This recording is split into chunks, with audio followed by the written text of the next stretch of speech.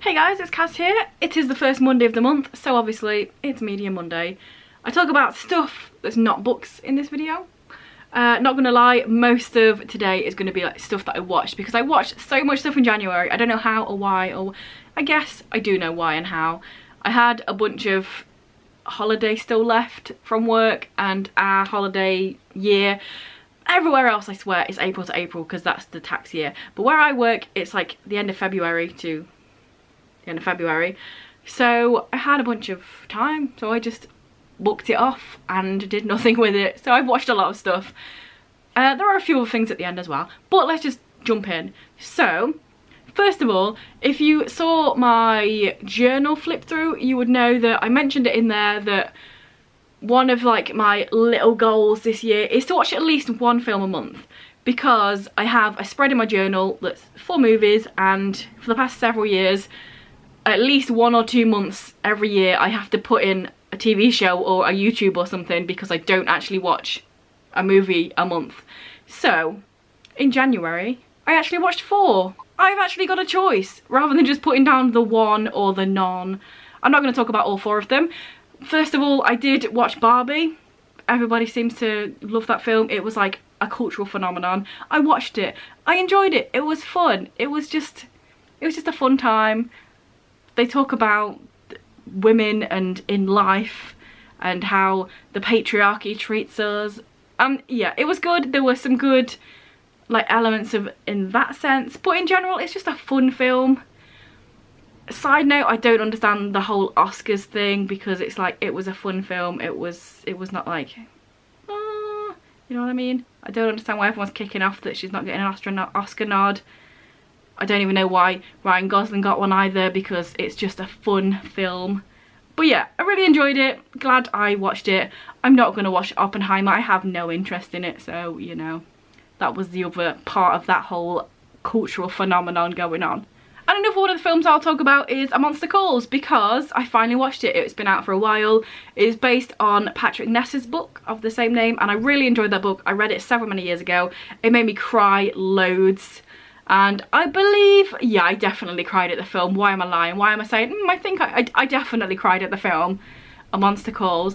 It is about this little kid, not super little, but little, and this monster comes to him at night and it tells him 3 stories, and then after that he has to tell the monster a story that's true, and it's like all emotional, and at the same time he's dealing with his mum who is ill and other things like bullying at school.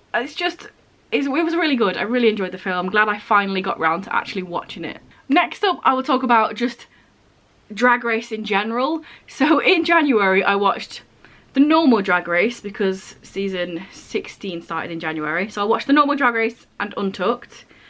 I've watched Canada's Drag Race, the most recent season, season 3 I want to say. I think I watched all of season 3, and I started watching Drag Race France.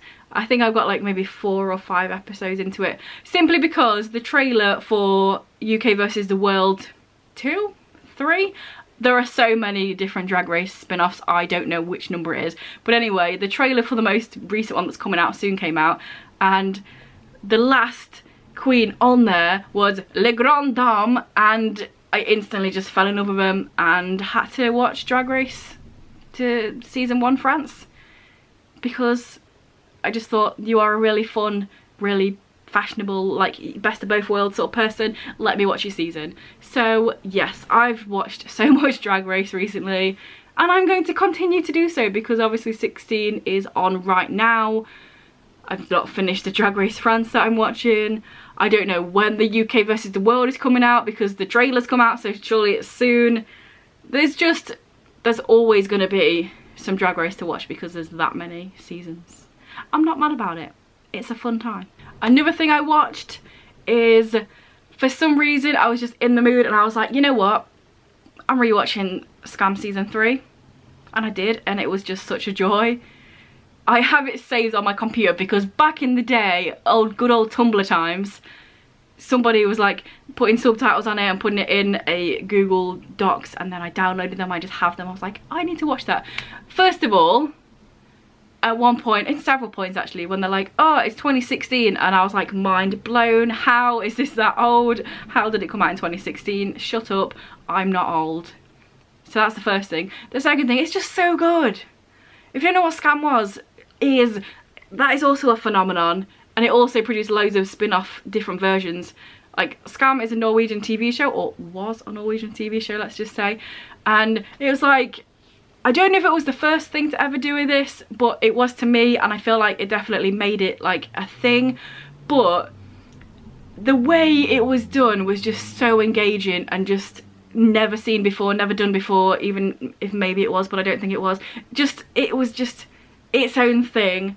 So basically it's just a bunch of teenagers and their life, but the way it was put out, it was a clip could drop at any point throughout the week, at any time of any day. So like, we were all on tenterhooks. It was just like, it was a cultural phenomenon. I've said that again, apparently it's the month for it. Literally, it could be like Monday morning at 6 AM, a 1 minute clip drops and everyone's going wild for it. But then it could be like Wednesday, 10 PM, and like a 2 minute clip drops and we're all like, oh, because it dropped at the same time that it was happening. If it was real life, that's why it was so good. And then there'd be like social medias for each of the characters. Sometimes it would just be a text that dropped. It was amazing. And like, you see nowadays people kick it off because Young Royals season 3, when that comes out, the last episode is going to be a week after the rest of them, so they're releasing like 5 episodes and a week later the last episode, and everyone was kicking off. I was like, bro, we used to be sitting on our computers for the whole week waiting for a 30 seconds clip to drop at any point of the day. Calm down. It's a week. But yeah, it was just so good, and I rewatched season 3 because it's my favourite. It's Isaac and Evan, and it's just so good, and I just really enjoyed it, and I'm so glad I rewatched it because, oh, and I mentioned earlier that all the spin-offs, like there's a Skam France, Skam Italia, there's Druck and What the Fuck, which is the German and Belgian ones, the only two that are not called Skam something, the best two also. Like, everyone, America tried to do it, everyone was just like wanting a piece of Skam. It's so good, but obviously the Norwegian one is the best. And then another thing, this is the last thing I'm going to talk about, because like I said, I did actually watch a bunch more things than this, but like, it's a lot. I watched this show called Back to Life. I think there was 2 seasons. It's on Netflix, but I think it was originally like BBC, or it's definitely like was on TV in the UK somewhere. I think it's BBC, maybe Channel 4, but anyway, it's on Netflix. And it's basically about this woman who has been in prison for like 16 or 18 years for murder, and then comes back out and is trying to like adjust to life. It's a comedy as well. Obviously it's emotional and serious as well, but it's also a comedy, and it was really good. I really enjoyed it. Obviously you can imagine a lot of the people in her little village, town, whatever, like hate her because she killed somebody. It was an accidental, you know, she pushed a girl and then she fell off a cliff or something like that. It was an accident, but also it happened, so she went to prison for loads, but everyone thinks she's like a big stone cold crazy murderer person. So yeah, it was really good. I really enjoyed it. It's pretty quick to get through. There are 2 seasons, but it's like a UK show, so they're really small. And I would highly recommend it if you've not watched it before. It's on Netflix UK. I don't know if it's on other ones, but yeah, it was really good. I really enjoyed it. Let's just head on over to a message from one of the spawns now, and then I'll be back with not a lot more, but some more. But not TV shows. I've finished now. You look comfortable.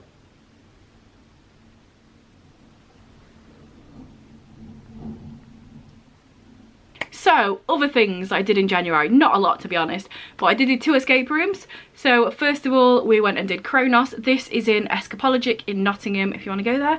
It's one of the most recent rooms that they've created, and it's all based on like a time travel-y dude, I think, some sort of scientist guy. Basically all of their rooms kind of link a little bit together, and this one was sort of explained as being quite closely linked to Curio, which is one of the best escape rooms I've ever been to, so definitely go and do that one. It's a hard one. We did pass, but when we got in there, because on their website it doesn't tell you about like hardness or how many people escape. We got there and they were like, oh yeah, this is a 9% escape rate, and we were like, like me and my sister, her husband, and then 2 people that weren't even escape room like people went and did it. But we managed to do that one. But yeah, this one was like booked as being quite similar, like not similar but linked to that one in storyline. But yeah, I enjoyed it. I don't think it was as good as Curio, so I was a little let down just because it's like, oh, the new and updated Curio. It was good, Kronos, it was fun. There was a crystal maze element just because there were circle crystals, so that was fun. It wasn't like crystal maze in any other way, but I appreciated the circle crystals. But yeah, it was a fun time. And then later on in the month we went and did the cabin what lies beneath. I think it used to be called the cabin in the woods, but I think it's now called the cabin what lies beneath in Lincoln, because there is another cabin in the woods at a different escape room. But this one is at Escape Lincoln. It's the first time we've ever been to their second place, because they have ones at Lincoln College and then there's another location at Vulcan Park, and it's the first time we've been there, and this one was really good. I really enjoy a cabin in the woods fiasco. We've been locked up. There is an element of your team being split at the beginning, so you have to try and like help each other to get out of the situation, to get together, to get out of the situation even more. And there were some fun different escape elements in here, things that I've not really seen before, which is cool. I always enjoy it when I'm like, oh, I've not seen this before, because obviously we do a lot of escape rooms, so certain things are like the certain locks or something we've seen before. But yes, always appreciate something a little bit different, so good times. I don't think this was as good as the other cabin in the woods at Lincoln, which is at, I can't remember what the escape room is called. I'm going to put it here, like the other cabin in the woods, the first one we did. It was really good. It's not as good as that one, but it's still very much definitely a good one to do if you're in Lincoln. There's loads of escape rooms in Lincoln, go and do them all. But yes, 2 escape rooms, good times. That's how much there should be. There should be at least 2 a month, but hopefully more. And then last of all, I'm just going to talk about a few things, not even in much detail because I've actually got videos for them. So first of all, like, I discovered Etsy. Obviously I knew it existed, but it's the first time I ever actually browsed it and bought stuff off there, and it's a fun time. I love it. So first of all, there is a video that you can check out where I got some mystery curio items. You know, like a curiosity cabinet. There are some cool mystery items, and then also some bugs if you like that sort of stuff, like real bugs. It's a fun time if you're into that sort of stuff, which I am. So there is a video for that, go check that out, it'll be linked up there. And also, second of all, on a different order, I bought a bunch of watercolour. Small companies, homemade, really good. I've got a video coming for them, it's all filmed. It will be out either this week or next week. My next video is probably going to be my wrap up for the month, but it's either going to be the video after that or the video after that. If you like watercolours, I'm going to go through all these fun watercolours from Etsy that are handmade, and yeah, I had a really good time with Etsy. It's so nice, like the way they're packaged and everything. But yeah, their own videos. One of them's out, one of them's not out yet, but it will be soon. So yeah, that is it. That is like pretty much what I'm going to be talking about here. Most of all, watchy things. Didn't spend much of the month going anywhere. Oh, I did go to one place. I will just add in a little bit here. Me and my photography, like concept photography girlies, went and had a meal in Nottingham at Pizza Punks. I'm sure it's a place that's everywhere. I don't know if it's just in Nottingham. It was really good. I don't even like cheese, so obviously I had my pizza without any cheese on. But like £12.95 I think it was for make your own pizza, and you can have as many toppings as you want. It was really nice, and obviously it was a great time to just hang out with my friends, not behind the camera. There's one of us, not me, there's one of us luckily that actually like plans stuff, otherwise we would never meet each other at gigs, like, hi, we're photographing this gig and we can't really talk very much because there's a loud band on. But yeah, luckily there's one of us that actually like puts the effort into planning things, so that's good.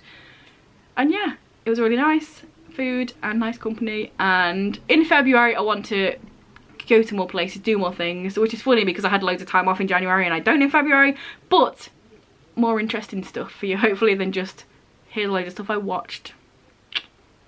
So yeah, let me know down below what you did in January. If you went somewhere, saw something, did something, let me know. Do the things if you want, like if you want, comment if you want, subscribe if you want, but only if you want.